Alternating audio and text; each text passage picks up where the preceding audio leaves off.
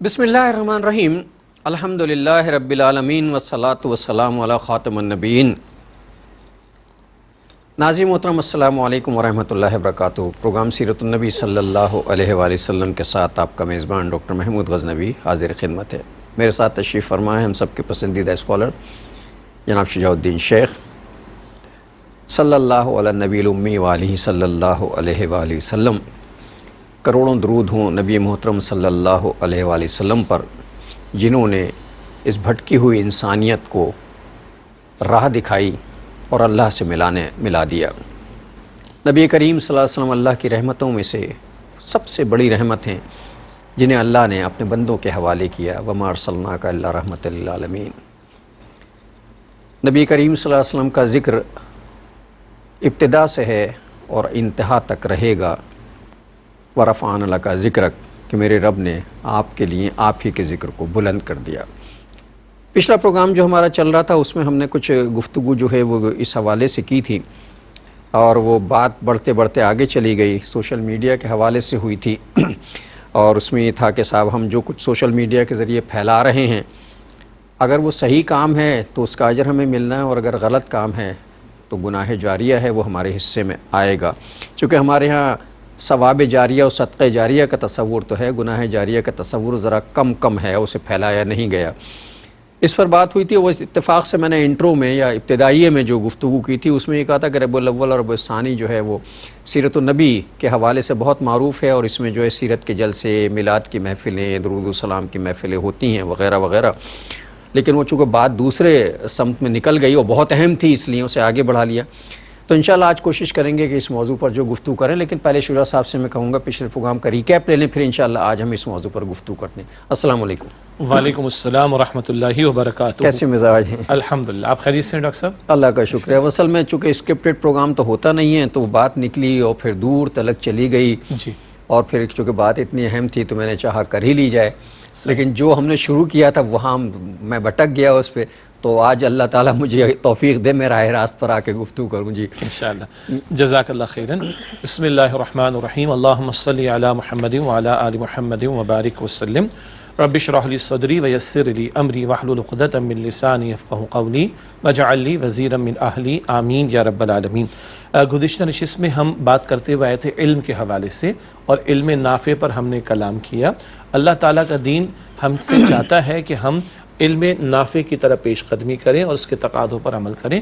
بقیہ جو علوم، فنون، ٹیکنالوجی، عصری تعلیم، سب اپنی جگہ، البتہ اس سب کو تابع رکھنا علم ہدایت کے، جو کتاب و سنت کی تعلیمات کی روشنی میں ہمارے پاس موجود ہے، تبھی بقیہ علوم اور فنون اور عصری تعلیم وہ ہمارے لیے نفع کا باعث بنے گی۔ پھر ہم ایک بات کر رہے تھے علماء حق اور علماء سو کے اعتبار سے، کیونکہ پھر آپ نے وضاحت بھی فرما دی کہ علماء سے مراد ایک تو علماء کرام جو دینی علوم کے حاملین ہوا کرتے، البتہ جیسے کہ اہل علم ہم کہتے ہیں تو علماء معیشت ہیں، علماء سیاست ہیں، علماء تجارت ہیں، علم رکھنے والے، ان سب کے تعلق سے بھی ہم نے کلام کیا۔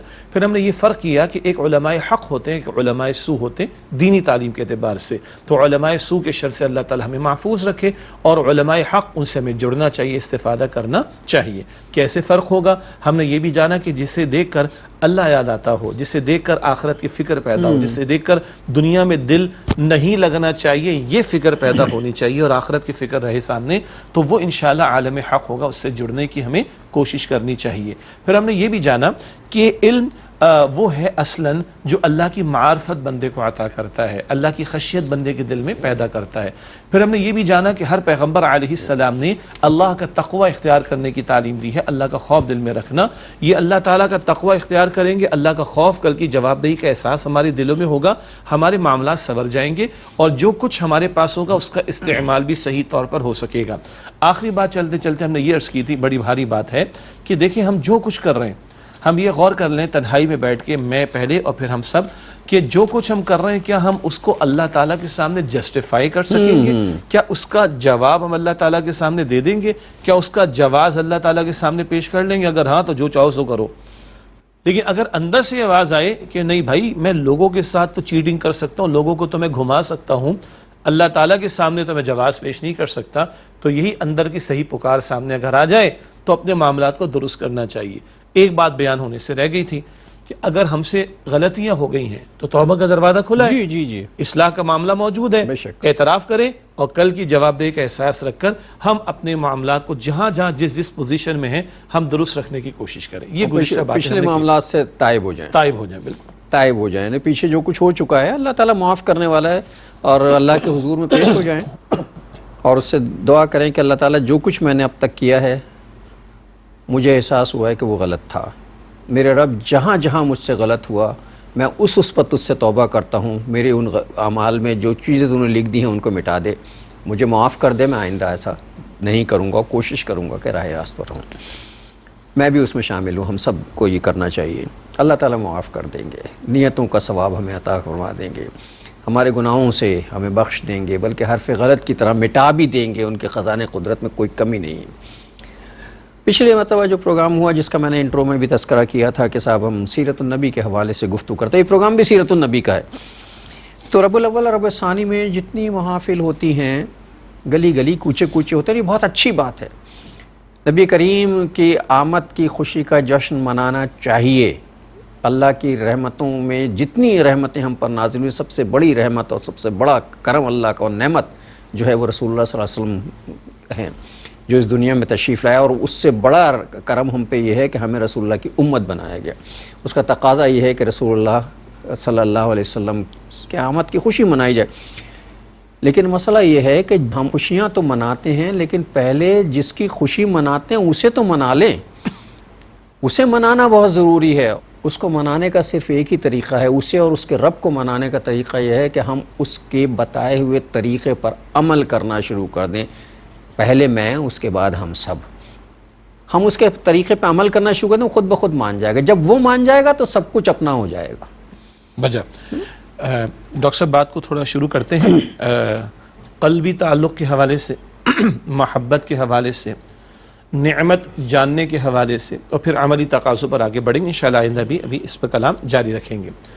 قرآن کریم میں ہمیں بتایا گیا سورہ الاحزاب کی آیت نمبر 6 میں النبی اولا بالمؤمنین من انفسہم، نبی صلی اللہ علیہ وسلم اہل ایمان کے نزدیک ان کی جانوں سے بڑھ کر عزیز اور مقدم اور محترم ہیں. اس کے کئی اعتبارات سے پہلو بیان ہو گئے. یہ بھی بیان ہوا کہ ہماری جانوں پر ہم سے زیادہ اللہ کے رسول علیہ السلام کا حق ہے. اللہ اکبر. یہ بھی بیان ہوا کہ ہمیں اپنی جان سے بڑھ کر فکر اور محبت نبی صلی اللہ علیہ وسلم کے بارے میں ہونی چاہیے. چنانچہ حدیث مبارک ہے، آپ صلی اللہ علیہ وسلم ارشاد فرمایا تمہارا ایمان مکمل نہیں ہو سکتا جب تک کہ میں تمہارے نزدیک تمہارے والد، تمہاری اولاد اور سارے انسانوں سے بڑھ کر محبوب نہ ہو جاؤں. اور دوسری حدیث کا حاصل کیا ہے؟ جب تک تمہاری جان سے بڑھ کر میں تمہارے نزدیک محبوب نہ ہو جاؤں تمہارا ایمان مکمل نہیں ہو سکتا. تو کیوں نہ ہو، اللہ تعالیٰ کے بعد ہم پر سب سے بڑے احسانات کس کے ہیں؟ اللہ کے رسول مکرم علیہ السلام کے. قرآن کریم ملا، دین اسلام ملا، ایمان کی دولت ملی، صحیح رہنمائی ملی، خود اللہ کا تعارف ہمیں ملا تو کس کے ذریعے؟ امام الانبیاء خاتم الانبیاء صلی اللہ علیہ وآلہ وسلم کے ذریعے سے. ایک تو یہ پہلو ہے قلب کا، محبت کا، اعتراف نعمت کا. اللہ تعالیٰ خود نعمت کا ذکر فرماتا ہے، بلکہ اس کا اظہار فرماتا ہے، گنواتا ہے، جتاتا بھی ہے.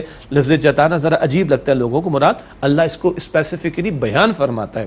سورہ آل عمران کی آیت نمبر 164 میں ہے نا، لقد من اللہ علی المؤمنین، یقینا اللہ تعالیٰ نے ایمان والوں پر احسان فرمایا. اذ بعث فیہم رسولا منہم یتلو علیہم آیاتی ویزکیہم، انہی میں سے ایک رسول کو مبعوث فرما کر صلی اللہ علیہ وسلم جو اللہ کی آیات کی تلاوت فرماتے ہیں، ان کا تزکیہ فرماتے ہیں، ان کو کتاب اور حکمت کی تعلیم دیتے ہیں. تو اللہ تعالیٰ کے تو انعامات بے شمار ہیں. فبأي آلاء ربكما تكذبان، مگر اس احسان عظیم کو، نعمت عظمیٰ کو اللہ نے اسپیسیفکلی خاص طور پر اظہار فرما کر بیان فرمایا. تو جب اتنا اظہار اللہ فرما رہا ہے تو ہمیں بھی اس نعمت عظمیٰ کی قدر کرنی چاہیے. تو محبت بھی اور نعمت کی قدر بھی. اچھا، جب نعمت کی قدر ہوگی تو اس کا اظہار بھی ہوگا، اس کا چرچا بھی ہوگا. وَأَمَّا بِنِعْمَةِ رَبِّكَ فَحَدِّثْ، جو نعمت اللہ آپ کو عطا فرمائے اے نبی مکرم علیہ السلام اس کا اظہار فرمائیے. تو بندہ اظہار بھی کرے گا. بندہ مومن نبی علیہ السلام سے اپنی محبت، ان سے اپنی عقیدت، ان سے اپنے ادب اور احترام اور ان کا نعمت عظمیٰ ہونا، اس کا اظہار کرے گا. اب یہ ایک بندے کا اپنا انفرادی معاملہ بھی ہے. کیا مطلب؟ کسی کا اظہار کا انداز مختلف ہوگا، کسی کا انداز دوسرا ہوگا. ہوگا، کوئی خاص موقع پر یہ کرتا ہوگا، کوئی ہر دن یہ کرتا ہوگا، کوئی خاص مواقع پر کرتا ہوگا، یہ بندے کا معاملہ. کوئی میرا معاملہ ہے، میں آپ کا معاملہ ہے، آپ ناظرین کا معاملہ ہے. ہم اتنی مرتبہ اللہ کی تسبیح فلاں وادی سبحان اللہ و بحمدی سبحان اللہ العظیم پڑھتے ہیں، فلاں جو ہے وہ اتنی مرتبہ پڑھتا ہے، فلاں نوافل اتنے ادا کرتا ہے، فلاں تلاوت اتنی کرتا ہے، فلاں درود شریف اتنا پڑھتا ہے، فلاں استغفار.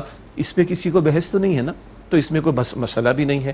اب اگلی بات آتی ہے کہ جب ہم اللہ کے نبی علیہ السلام سے محبت کا اور عقیدت کا نعمت عظمیٰ ہونے کا اظہار کریں تو اس اظہار میں کن باتوں کا خیال رکھنا چاہیے؟ یہ خیال رکھنا تو ضروری ہے کہ کوئی ایسا طرز عمل اختیار نہ کیا جائے جس سے اللہ کے رسول ناراض ہو جائیں صلی اللہ علیہ وسلم. کوئی ایسا انداز اختیار نہ کیا جائے کہ جو اللہ کے نبی علیہ السلام کی تعلیم و سنت سے مطابقت نہیں رکھتا بلکہ خلاف ورزی لازم آ جاتی ہے. میں سمجھتا ہوں اس میں بھی کسی کو کوئی مسئلہ اور کوئی اختلاف نہیں ہوگا. مثلا مثال کے طور پر نبی مکرم علیہ السلام سے محبت اور عقیدت کا اظہار ہو اور بے پردگی ہونا شروع ہو جائے تو یہ تو اللہ کے رسول علیہ السلام کی تعلیم کے خلاف ہے نا. اسی طریقے پر معاذ اللہ کوئی میوزک استعمال کرنا شروع کر دے تو نبی علیہ السلام نے موسیقی کے آلات کو تو توڑنے کا حکم دیا اور اس سے ہمیں منع بھی فرمایا. کوئی انداز ایسے اختیار کرے کہ جو آج کل اللہ معاف کرے کانسرٹس کا انداز ہوتا ہے، جو کانسرٹس ہوتے ہیں میوزیکل گروپس کے، بینڈز کے، وہ انداز اختیار کیا جا رہا ہو، لڑکے لڑکیاں ہاتھ اٹھا کے اس طرح کر رہے ہیں اس طرح کر رہے ہیں، جو لگتا ہے کہ یہ تو کانسرٹس کا انداز ہے. یہ بھی گستاخی اور بے ادبی کا پہلو آ جائے گا. نبی مکرم علیہ السلام سے محبت کا اظہار، بھائی کون مسلمان نہیں جسے نہیں کرنا چاہیے، اس کا ایمان ہی پورا نہیں ہوتا. لیکن اگر وہ انداز اور الفاظ ایسے ہیں جو بازاری قسم کے لوگ اختیار کرتے ہیں تو یہ نبی مکرم علیہ السلام کی شان اقدس کے احترام کے برخلاف بات ہو جائے گی. الفاظ کا چناؤ ایسا ہے، مجھے معاف کیجئے گا، کہ جو عشق و محبت کی اس داستان لیلا مجنون کے قصوں کے انداز ہوں، کہاں رسالت مآب علیہ السلام کا مقام بلند اور کہاں یہ انداز اختیار کیا. اللہ بھی احترام سے بات کر رہا ہوں اپنے نبی سے. اچھا پھر ہم ایک وقفہ لے لیں. بالکل ناظرین ایک وقفہ لے لیں. اصل میں بات آج بہت سنجیدگی سے کرنا چاہتے ہیں، ہم بڑے درد دل کے ساتھ کرنا چاہتے ہیں. ایک وقفے کے بعد آ کے کریں گے. السلام علیکم ورحمۃ اللہ وبرکاتہ. ویلکم بیک ناظرین. وقفے کے بعد پروگرام سیرت النبی صلی اللہ علیہ وآلہ وسلم نے آپ کا خیر مقدم ہے. سیرت النبی کے حوالے سے بات ہو رہی ہے. شجاع صاحب کا بیان جاری تھا، اتفاق سے وقفہ آ گیا بیچ میں، اور یہ تھا کہ ادب کے تقاضے، احترام کے تقاضے بہت ضروری ہیں. اللہ تعالیٰ بھی اپنے محبوب کا نام بہت احترام، بہت پیار، بہت محبت سے لیتا ہے. ہماری تو زبانیں اس قابل نہیں ہیں کہ ہم رسول اللہ کا نام ان زبانوں سے لیں. اس کے باوجود اللہ نے ہمیں اگر توفیق دی ہے تو اسے صاف کر کے، پاک کر کے اور لفظوں کا چناؤ کر کے نبی کا نام لینا چاہیے. جی جزاک اللہ خیر ڈاکٹر صاحب. تو عرض کر رہا تھا کہ اظہار کرنا محبت کا، عقیدت کا اور اس نعمت عظمیٰ فطری تقاضا ہے، فطری بھی تقاضا اور ایمان کا تقاضا ہے. جی یعنی کسی کو معاذ اللہ اس پر کوئی بحث ہو تو وہ اپنے ایمان کی خیر منائے. ٹھیک ہو کیا؟ ہم بات کیا عرض کر رہے ہیں کہ یہ اظہار جو جس انداز سے ہو رہا ہے اس کو دیکھ لیا جائے کہ اس میں کوئی خلاف شریعت معاملہ نہ ہو، نبی علیہ السلام کی تعلیم کے خلاف کوئی بات نہ ہو. اس پر ہم کلام کرتے ہوئے آ رہے تھے. اسی طرح کہیں ہم ایسی مجلس اور محفل کا انعقاد کر رہے ہیں کہ جہاں کافی سارے لوگ موجود ہیں، بٹ نیچر وہاں ساؤنڈ سسٹم بھی استعمال ہوگا، کوئی حرج کی بات نہیں. لیکن کہیں ہمارے ساؤنڈ سسٹم سے کسی کو گھر میں پریشانی تو نہیں ہو رہی؟ تو یا تو معذرت کر لیں یا پہلے اجازت لے لیں، اطلاع دے دیں. اسے کہ بعض مرتبہ ہمارے علاقے اتنے کنجسٹڈ ہوتے کہ لوگوں کی محفل بھی ہونی ہے لیکن گھر بھی ساتھ ہیں، تو یا تو اجازت لے لیں، معذرت کر لیں. لیکن یہ دیکھ لیں کہ ہمارے ساؤنڈ سسٹم کے استعمال سے میں بہت بڑے دل سے، بڑے میٹھے اور پیارے انداز میں عرض کر رہا ہوں، کسی کو تکلیف تو نہیں ہو رہی. ہم ان رسالت مآب صلی اللہ علیہ وآلہ وسلم کے ماننے والے ہیں کہ جو رات کو جب گھر میں داخل ہوتے ہیں، ہم بات بیان کر چکے ہیں، تو سلام اتنی آواز سے کرتے کہ اگر کوئی جاگ رہا ہے تو سن کر جواب دے دے، اور اگر کوئی سو رہا ہے تو اس کی نیند میں خلل واقع نہ ہو. سبحان اللہ. یہ رسول اللہ کی سنت ہے، یہ رسول اللہ علیہ السلام کی سنت ہے. تو اب کہاں حضور کا یہ اسوہ اور کہاں حضور سے محبت کا اظہار کرتے ہوئے ہم دوسروں کے لیے زحمت کا باعث بنے. اور یہ تمام علماء کرام نے توجہ دلائی، تمام مکاتب فکر کے علماء کرام نے توجہ. اس میں کسی مسلک، کسی مکتب فکر کا وہ تعلق نہیں، اس کے یہ خالصتاً اہم معاملہ ہے. بالکل. اسی طرح چلتا ہے ہمارے مسئلہ بیک گراؤنڈ میوزک کا. یہ تمام علماء کرام نے لکھا ہے. یہ نعت رسول مقبول صلی اللہ علیہ وسلم حمد باری تعالیٰ کے ساتھ بیک گراؤنڈ میوزک کا استعمال کرنا بالکل غلط بات ہے. اور ایسے انداز اختیار کرنا جو میں پہلے بریک سے پہلے عرض کر چکا ہوں، جو کانسرٹس کا انداز ہوتا ہے، بالکل غلط بات ہے. اچھا جی محافل کا انعقاد ہو رہا ہے، بہت اچھی بات ہے، ہم خود بھی جاتے ہیں، جاتے رہتے ہیں، انویٹیشن آتا ہے، کتنے پیار سے میں اختلافی باتوں کو ایک طرف رکھ کر اصولی باتیں رکھنے کی کوشش کر رہا ہوں. یہ درد دل ہم سامنے رکھ رہے ہیں. ہم بہت سے محافل میں جاتے ہیں، پورے پاکستان بھر میں جاتے ہیں، یعنی اداروں میں بھی جاتے ہیں، تعلیمی اداروں میں بھی جاتے ہیں، ریاستی اداروں میں، حکومتی اداروں میں بھی جاتے ہیں، اس طرح اور بھی.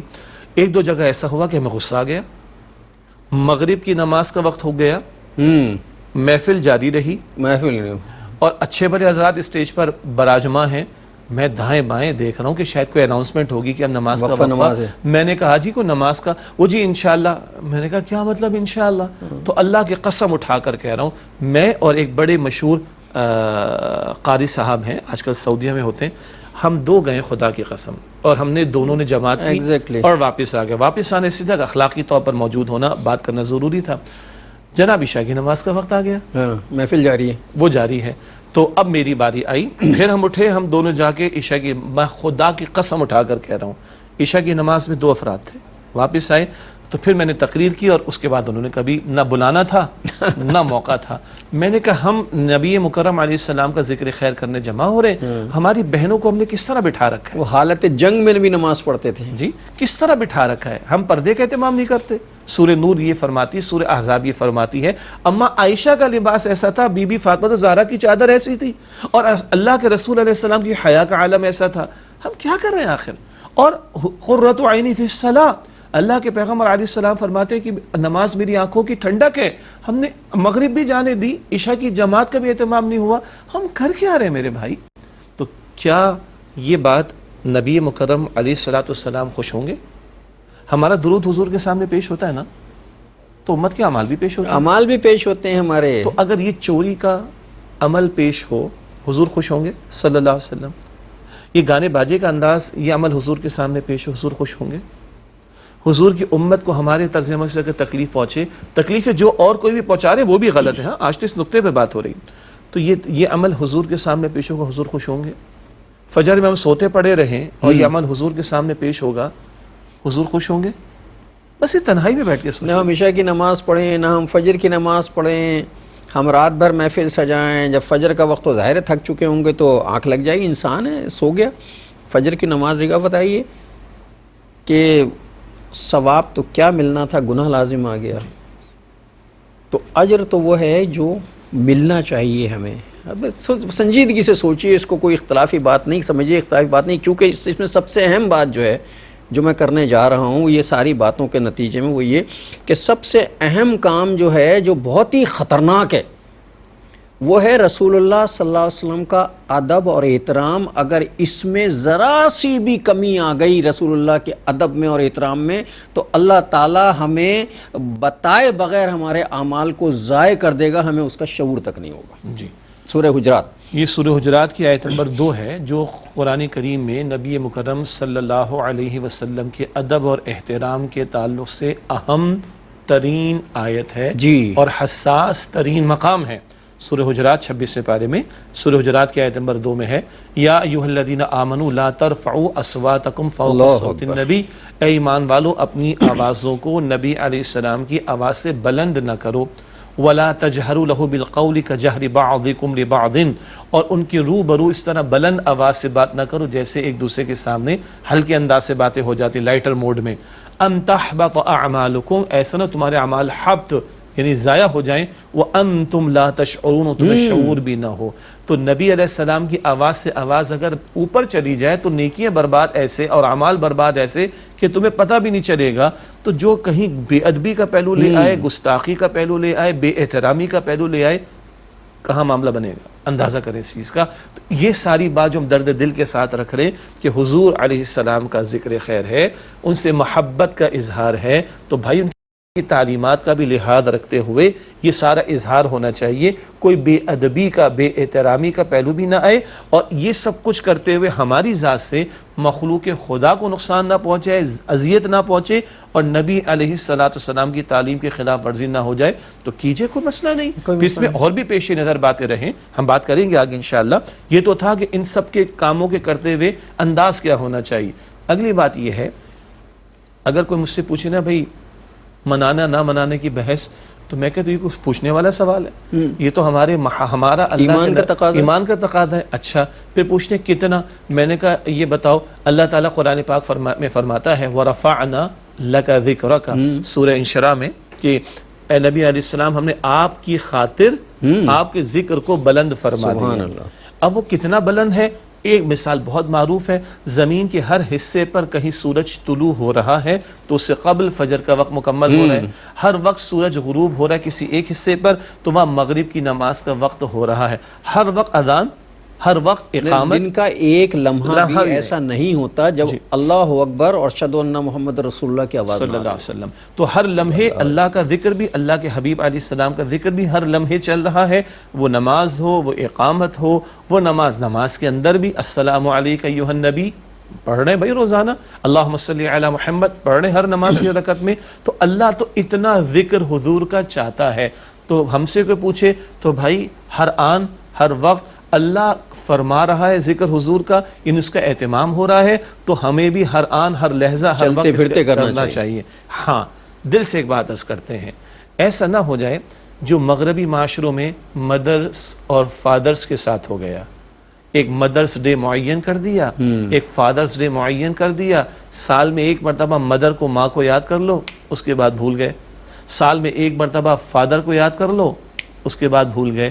ارے بھائی ڈوب مرنے کا مقام ہے، جس ماں نے جس باپ نے زندگی کھپا دی ہمارے پیچھے، ایک دن ان کو یاد کرنا کوئی پسند نہیں کرے گا نا۔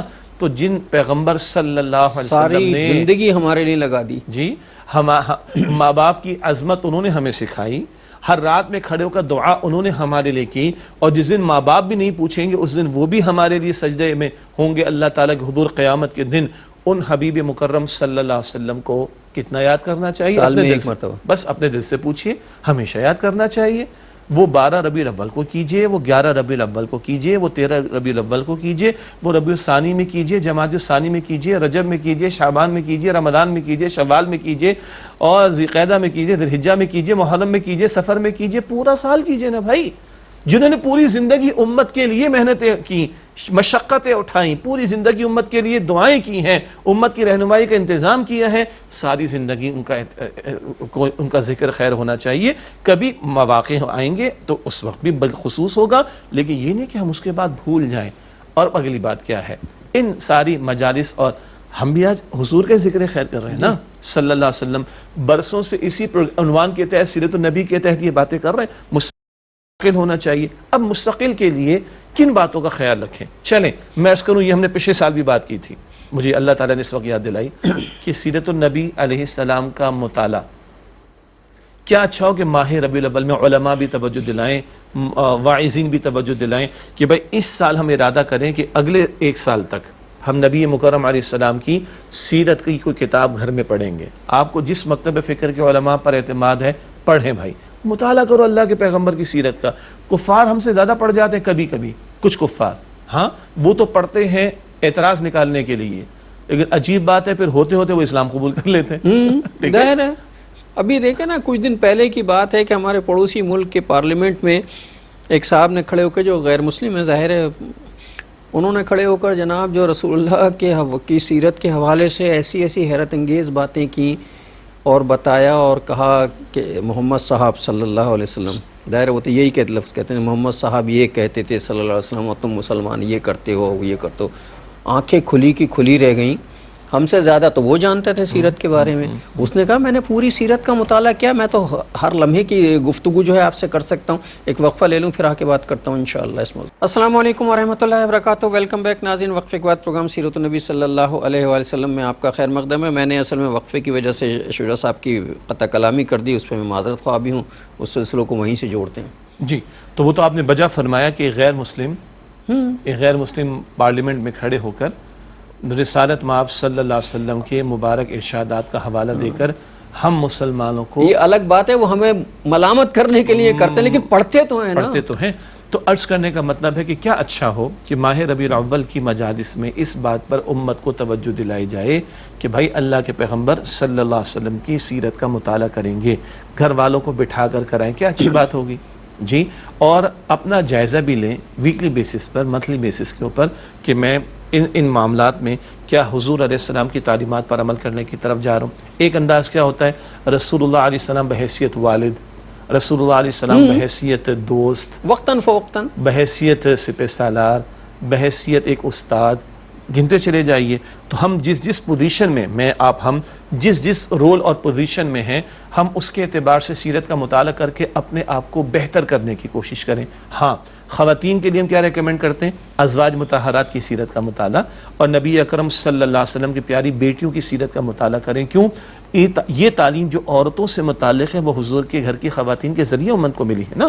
تو اگر خواتین کو یہ توجہ دلائی جائے کہ سیرت صحابیات کا مطالعہ کریں، امہات المؤمنین کی سیرت کا مطالعہ ہے، اللہ کے پیارے رسول علیہ السلام کی صاحبزادیوں کی سیرت کا مطالعہ ہے، تو یہ بڑی پازیٹیو بات ہوگی۔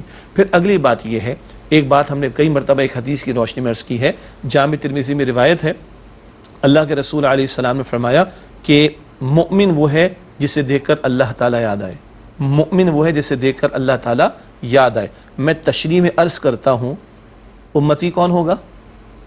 جسے دیکھ کر اللہ کے رسول یاد آئے صلی اللہ علیہ وسلم۔ تو آپ نے جس پارلیمنٹیرین کا ذکر کیا تھا وہ تو ملامت کر رہا تھا نا، تو ٹھیک کر رہا تھا نا۔ آج ہم مسلمانوں کی مجموعی کیفیت کو دیکھ کر ہمارا کردار، گفتگو کا انداز، معاملات، لین دین، گھر کی زندگی، کاروبار کی زندگی، سیاسی امور کی زندگی، معاملات کی زندگی، یہ سب کچھ دیکھ کر لوگوں کو رسول اللہ یاد آتے ہیں صلی اللہ علیہ وسلم؟ چیک کر لیں، نہیں آتے۔ تو پھر ہم کیا دعوے کر رہے ہیں؟ مطلب پھر یہ سب کچھ منانے کا اور یہ سب جشن کرنے کا اس کا فائدہ کیا ہے؟ ہماری زندگی تبدیل نہیں کر کیا رہے ہیں آخر؟ تو ہم یہ ارادہ کریں نا، تو خواتین کو توجہ دلانی ہے، ازواج مطہرات کی زندگی کا مطالعہ کریں، نبی علیہ السلام کی صاحبزادیوں کی زندگی کا مطالعہ کریں، حضرات کو توجہ دلانی ہے کہ وہ نبی علیہ السلام کی سیرت کا مطالعہ کر کے اپنے لیے رہنمائی لیں۔ اگلی بات ڈاکٹر صاحب یہ ہے، ہم لوگ انگلش میں کہتے ہیں نیور سیٹل فار دا لیس، میں ایڈ کرتا ہوں اس میں rather go for the best. تو کم پر تو کوئی اکتفا نہیں کرتا، نہ میں کروں گا نہ آپ، سب زیادہ سے زیادہ پہ کرتے ہیں، ہے نا، میکسیمائز۔ ہاں، سال میں انکریمنٹ تنخواہ میں ایک دفعہ ملتا ہے، ہمارا تو دل کرتا ہے ہر مہینے ملے، ٹھیک ہے نا۔ ہر بندہ، اکثر و بیشتر کم ہوتے ہیں جو کم پر، کم ہی ہوں گے جو اکتفا کرتے ہیں۔ اچھا، اور ہم کہتے ہیں خوب سے خوب تر کی تلاش، آگے سے آگے بڑھنا، خوب سے خوب تر کی تلاش ہم کہتے ہیں۔ تو نبی مکرم علیہ السلام کی سیرت کا مطالعہ کرتے ہوئے بھی آگے سے آگے دیکھنا چاہیے نا، خوب سے خوب تر کی تلاش کرنی چاہیے۔ چہرے پہ داڑھی سجانا یہ بھی امتی مرد سے تقاضا ہے، سر کو ڈھانپ کے رکھے اچھی بات ہے، ادب ہے، خوشبو لگانا مسنون ہے، ہاں، سرما لگانا، مسواک کرنا، مردوں کا ٹخنوں کو کھلا رکھنا اینڈ سو آن، سب ٹھیک ہے الحمدللہ، اس میں بھی آگے بڑھنا چاہیے۔ لیکن جیسے ہم دنیا میں خوب سے خوب تر کی تلاش، میں اپنے بچوں کے لیے، ہم اپنے بچوں کے لیے کبھی پسند نہیں کریں گے بی گریڈ آئے، سی گریڈ آئے، ہم تو کہتے ہیں اے اور اے اسٹار اور اے پلس آنا چاہیے۔ تو جب ادھر آگے سے آگے تو ادھر بھی آگے سے آگے، تو خوب ترین اور بہترین اور ہماگیر ترین اور مستقل ترین سنت کیا ہے نبی علیہ السلام کی؟ 23 برس کے 2 اعمال مستقل ہیں، ایک دعوت دین کی محنت اور ایک اقامت دین کی جد و جہد، اللہ کا پیغام مخلوق خدا تک پہنچے، مستقل مستقل مستقل 23 برس کی سنت ہے نبی علیہ السلام کی، اور اس میں کسی مکتب فکر میں کوئی اختلاف نہیں ہے۔ دعوت کی سنت ہے، تبلیغ کی سنت ہے، اللہ کا دین پہنچانے کی سنت ہے، اللہ کی بات پہنچانے کی سنت ہے، ایک ایک کے گھر پر جا کر، کبھی ابو جہل کے دروازے پر، کبھی ابو لہب کے پاس، کبھی عکاس کے میلے میں، کبھی خانہ کعبہ کے پاس، کبھی طائف میں جا کر، یہ مستقل 23 برس کی سنت ہے جو آج ہمارے کاندھوں پر ذمہ داری ہے، اللہ کے دین کی دعوت دینا۔ اور نمبر 2، 23 برس کی مستقل محنت کیا ہے، 23 برس کا مستقل مشن کیا ہے جو آج امت بھول گئی، اور وہ مشن ہے جو بارہا ہم نے ذکر کیا، سورہ صف کی آیت نمبر 9 میں بھی ہے، لِيُظْهِرَهُ عَلَى الدِّينِ كُلِّهِ، تاکہ آپ اس دین حق کو کل نظام زندگی پر غالب فرما دیں۔ اللہ کے پیغمبر علیہ السلام صرف دین پڑھانے نہیں آئے، دین صرف بتانے نہیں آئے، بلکہ اس دین کو غالب اور قائم کرنے کی جد و جہد آپ نے فرمائی، جس کے دوران میں بی بی سمیہ کی شہادت بھی ہے، یا حضرت یاسر کی شہادت بھی ہے مکہ مکرمہ میں رضی اللہ تعالی عنہما، اسی کے دوران میں طائف کا واقعہ بھی، اسی کے دوران میں روتی آنکھوں سے بیت اللہ شریف کو الوداع بھی حضور نے کہا صلی اللہ علیہ وسلم، اور اسی دوران میں بدر کا معرکہ بھی سجا، احد کے میدان میں 70 صحابہ کی جانوں کے نذرانے پیش ہوئے، اور نبی مکرم علیہ السلام کا خون اطہر بھی راہ خدا میں بہا۔ اسی کے دوران میں احزاب کے موقع پر پیٹ پر حضور نے پتھر باندھے اور 23 برس کی جد و جہد میں 259 صحابہ کرام کی جانوں کا نذرانہ نبی اکرم علیہ السلام نے پیش کیا. تب قرآن پاک کہتا ہے وَرَأَيْتَ النَّاسَ يَدْخُلُونَ فِي دِينِ اللَّهِ أَفْوَاجًا. اب لوگ اللہ کے دین میں جوق در جوق داخل ہو رہے ہیں. تب قرآن پاک کہتا ہے جاء الحق وزهق الباطل ان الباطل كان زهوقا. حق آگے اور باطل مٹ گیا، بے شک باطل ہے ہی مٹنے کے لیے. یہ 23 برس کی سنت ہے، یہ 23 برس کی جد و جہد ہے. اور آج کیفیت کیا ہے؟ اے خاصہ خاصان رسول وقت دعا ہے، امت پہ تیری آ کے آج جب وقت پڑا ہے. وہ دین جو بڑی شان سے نکلا تھا وطن سے پردیس میں، آج غریب الغربا ہے. آج یہ ذمہ داری ہمارے کاندھوں پر ہے. تنہائی میں سوچیں حضور کا مشن کیا تھا، حضور کی محنت کیا تھی. 23 برس کس کام میں لگے، اور اس کام، اس محنت، اس مشن میں میں شامل ہوں. میرا حصہ لگ رہا ہے، میری جان، میرا مال، میرا وقت، میری صلاحیت، میری اولاد، میری ایکسپرٹیز، میرے وسائل اگر اس کام میں لگ رہے ہیں، سبحان اللہ. اور اگر نہیں تو تنہائی میں بیٹھ کے سوچیں. کل حضور سوال کر لیں صلی اللہ علیہ وسلم تم کیا لے کر آئے ہو؟ میری تو صحابہ کی جانیں میرے راہ خدا میں پیش کر دی، میرا خون اطہر پیش ہوا، میرے گھر میں 2 مہینے فاقہ ہوا، میں نے بیت اللہ شریف کو الوداع کہا، ساری مشقتیں جھیلیں، تم دین کے لیے کیا لے کر آئے ہو؟ ہم جواب دے لیں گے. یہ ہے بہت بڑا سوالیہ نشان جو امتی کو سوچنا چاہیے. یہ ہے جس پر ہمیں توجہ کرنی اور کرانی چاہیے ان محافل میں، ان مجالس میں، اس ماہ مبارک میں. تو پھر انشاءاللہ وہ کام جب ہم کریں گے اللہ بھی خوش ہوگا، اللہ کے رسول بھی خوش ہوں گے، اور دنیا میں بھی رحمت اور آخرت میں کامیابی انشاءاللہ. اور یہ محفلیں بھی کارآمد محفلیں بن جائیں گی. یہ محفلیں محض جشن منانے کی محفلیں نہیں رہیں گی، یہ زندگی بدلنے کی محفلیں بن جائیں گی. اللہ کے رسول کی بات اگر اس طریقے سے پہنچا دی جائے گی ان محفلوں میں تو یہ بابرکت ہو جائیں گی. اور جب یہ سورہ حجرات کی جو آیات جو ہیں تلاوت کی تھیں اور اس کا ترجمہ جو ہے شجاع صاحب نے بیان کیا، اس سے ایک چیز ہے جو میں آپ کے گوش گزار کرانا چاہتا ہوں، توجہ دلانا چاہتا ہوں صرف خالصتاً مخلصانہ طریقے سے، تاکہ آپ اور میں سب گناہوں سے محفوظ رہیں اور کسی نقصان سے بچے رہیں. اللہ کے معاملے میں اگر کوئی گستاخی ہو جائے، خدا نخواستہ کفر یا کلمہ زبان سے نکل جائے، تو توبہ کر کے تجدید ایمان کی جا سکتی ہے، اللہ معاف کر دے گا، بڑا رحیم و کریم ہے. رسول اللہ کی شان میں اگر کوئی گستاخی ہو گئی تو معافی مانگنے کا موقع نہیں ملے گا، توجہ بھی نہیں جائے گی کہ معافی کر لیں، اعمال ختم ہو چکے ہوں گے، برباد ہو چکے ہوں گے. رسول اللہ کا معاملہ زیادہ حساس ہے، بہت سینسیٹیو ہے.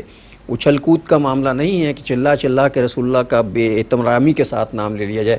احترام مجروح ہوگا، مارے جائیں گے، بتا رہا ہوں. توبہ کر لینی چاہیے، احتیاط کرنی چاہیے بہت زیادہ. رسول اللہ کا احترام مقدم ہے، ایمان کی علامتوں میں سے ایک علامت ہے. اللہ تعالی ہم سب کو ہمت دے، توفیق دے، اور نبی علیہ السلام سے سچی محبت بھی، عقیدت بھی، ان کا نعمت عظمی ہونا، اس کا اعتراف بھی، اور اس کے اظہار کی بھی توفیق دے. البتہ اس اظہار کے ساتھ جو ادب، سلیقہ اور احترام اور سلیقہ، طریقہ، تہذیب مطلوب ہے، اس کا بھی ہم احترام کریں، اور ہم عملاً آگے بڑھیں کہ حضور جن باتوں سے خوش ہوتے ہیں، یعنی جن باتوں کی ترغیب دلا گئے کرنے کے اعتبار سے، ان پر آگے بڑھیں، اور جن باتوں سے حضور علیہ السلام منع فرما گئے اس سے اپنے آپ کو ہم بچائیں. پھر یہ کہ حضور علیہ السلام کی سنتوں کو اپنے اعمال میں ڈھالنے کی کوشش کریں. اور پھر یہ کہ 23 برس کی جو آپ کی جد و جہد تھی، اس جد و جہد سے پیاری کوئی جد و جہد نہیں، اس مشن سے بڑا کوئی مشن نہیں، تو پھر میری جد و جہد بھی وہ ہونی چاہیے نا، میرا مشن بھی تو وہ ہونا چاہیے. اس کے لیے ہم اللہ سے توفیق بھی مانگیں، دعا بھی کریں، اور محنت بھی کریں، علم دین حاصل کریں، سیرت کا مطالعہ کریں، اور اس عملاً جد و جہد میں عملی طور پر شرکت کے لیے اپنا وقت لگانا، صلاحیتوں کو کھپانا دین کی دعوت کے لیے اور دین کو نافذ کرنے کی جد و جہد کے لیے. یہی حضور سے سچی بات ہے، محبت کا اصل تقاضا ہے. پچھلے پروگرام کے آخر میں تو یہ حدیث میں نے پیش کی تھی، من احب سنتی فقد احبنی ومن احبنی کان معی فی الجنہ. جس نے میری سنت سے محبت کی یقیناً اس نے مجھ سے محبت کی، جس نے مجھ سے محبت کی وہ میرے ساتھ جنت میں ہوگا. اور خوب ترین معاملہ کیا ہے، بہترین معاملہ کیا ہے، ہمگیر ترین معاملہ کیا ہے، 23 برس کی سنت کا معاملہ کیا ہے، دعوت دین کی محنت میں، نفاذ دین کی جد و جہد میں، اقامت دین کی جد و جہد میں اپنے آپ کو لگانا. اللہ ہمیں اس کی توفیق عطا فرمائے. نبی کریم صلی اللہ علیہ وسلم کی حیات طیبہ بیان کرنا، آپ کی تعریف و توصیف کرنا ظاہر ایمان کا حصہ ہے، لیکن بات صرف تعریف و توصیف تک ہی نہ رہے، اس نے کہ جو تعریف توصیف میں کروں گا اس کی کوئی ویلیو نہیں ہے. رسول اللہ کی تعریف و توصیف جتنی رب کر چکا ہے اور ان کے ذکر کو جتنا رب بلند کر چکا ہے، ساری کائنات کی مخلوق، جتنی مخلوق بھی اللہ نے پیدا کی، وہ سب مل کے بھی اگر رسول اللہ کی توصیف کریں تو وہ توصیف نہیں کر سکیں گے جتنی رب کے نے کر دی۔ تو میرے توصیف کرنے سے رسول اللہ کے مرتبے و مقام میں بلندی نہیں آئے گی، میرے مقام و مرتبے میں بلندی ہو، میرے اعمال میں اضافہ ہوگا۔ رسول اللہ کی بلندی میں کوئی فرق نہیں پڑے گا۔ ہاں، تدبیر کتنی کی ہے، تعبیر کتنی کی ہے، کوشش کتنی کی ہے، جد و جہد کتنی کی ہے سیرت النبی پر عمل کرنے کی، اللہ تعالیٰ سب سے پہلے مجھے اس پر توفیق عطا فرمائے، اور یہ جو کچھ میں زبانی کلامی کہہ رہا ہوں آپ سے، اللہ تعالیٰ دل سے اس پر عمل کرنے کی مجھے بھی توفیق عطا فرمائے، ہم سب کو، اور سیرت کے تقاضوں کو سمجھنے کی اللہ تعالیٰ جو ہے ہمیں عقل اور شعور عطا فرمائے کہ سیرت کے یہ جو پروگرام ہم کرتے ہیں ان کو کیسے کرنا چاہیے۔ یہ تو ادب اور احترام کا تقاضا ہے خالص بجا اور ان ساری گفتگو کا اگر یہ حاصل نکلتا ہے کہ ہم ادب میں، احترام میں، محبت میں، عقیدت میں، عمل میں، کردار میں آگے بڑھتے ہیں، اور اللہ تعالیٰ کے رسول مکرم علیہ السلام کی زندگی ہمارے سامنے کھلے آئینے کے طور پر سامنے آتی۔ میں دل کی باتیں عرض کر دوں، ابھی اس پروگرام کے درمیان میں بیٹھے بیٹھے آئندہ کے جمعے کا خطاب جمعہ اس کا موضوع میرے دل میں آ گیا۔ بتا دوں میں موضوع مل گیا۔ وہ موضوع یہ ہے کہ آئینہ سیرت کی روشنی میں آئیے ہم اپنا جائزہ لیں۔ آئینہ سیرت کی روشنی میں آئیے ہم اپنا جائزہ لیں۔ مطلب یہ پروگرام جب ہم کر رہے ہیں نا تو ناظرین کو تو فائدہ ہوتا ہی ہے، ہم کہیں کہ ہمیں پہلے فائدہ ہوتا ہے۔ بھلا جمعہ تو ادا کرنا ہے تو جمعے کی امامت بھی کرنی ہے، جمعے کا خطاب بھی کرنا ہے، لیکن اس سے پہلے جب میں گھر میں بیٹھوں اور تیاری کروں تو شجاع الدین شیخ خود اپنا بھی تو جائزہ لے لیں کہ جب میں بیان کرنے جا رہا ہوں تو حضرت آپ کہاں تشریف فرما ہیں، آپ بھی کوشش کر رہے ہیں کہ سیرت النبی علیہ السلام کو ایک آئینے کے طور پر لیں اور ذرا اپنی تصویریں دیکھیں کیسی نظر آ رہی ہے، اچھی نظر آ رہی ہے تو اللہ کا شکر ادا کریں، اور اگر اس میں کوئی گڑبڑ ہے تو اصلاح کر لیں کہ اصلاح کا موقع موجود ہے اس سے پہلے کہ موت واقع ہو جائے۔ اب چونکہ پروگرام کا وقت ختم ہو رہا ہے تو پورے درد دل کے ساتھ آپ سب کے لیے بھی اور اپنے لیے بھی دعا گو ہیں۔ شجاع صاحب سے درخواست کروں گا آج کی حدیث ہدیہ کر دیں، پھر ہم رخصت ہوتے ہیں۔ آج کی حدیث میں بڑی پیاری دعا ہے جو حضور نے فرمائی ہے امت کے لیے، اللہ ہمیں مصداق بنا دے۔ جامع ترمذی میں روایت ہے، نبی علیہ السلام نے دعا فرمائی، اللہ اس بندے کو خوش و خرم رکھے، تر و تازہ رکھے جو مجھ سے کوئی بات سنے اور ایسے ہی دوسروں کو پہنچا دے۔ حدیث شریف مکمل، یہ امام الانبیاء کی دعا۔ تو حضور ہمیں پورا قرآن عطا کر گئے، اپنی پوری سیرت عطا کر گئے، خود بھی سیکھیں، عمل کریں، دوسروں کو پہنچائیں، تو حضور کی دعا ہمارے حق میں انشاءاللہ قبول ہوگی۔ اللہ اسے تر و تازہ رکھے، خوش و خرم رکھے جو مجھ سے کوئی بات سنے اور ایسی دوسروں کو پہنچا دے۔ اور ناظرین مطلب اسے حدیث مبارکہ کے ساتھ ہمارے آج کے پروگرام کا وقت ختم ہوا۔ جناب شجاع الدین شیخ اور اپنے میزبان ڈاکٹر محمود غزنوی کو اگلے پروگرام تک کے لیے اجازت دیجیے۔ اللہ نگہبان، والسلام علیکم ورحمۃ اللہ وبرکاتہ۔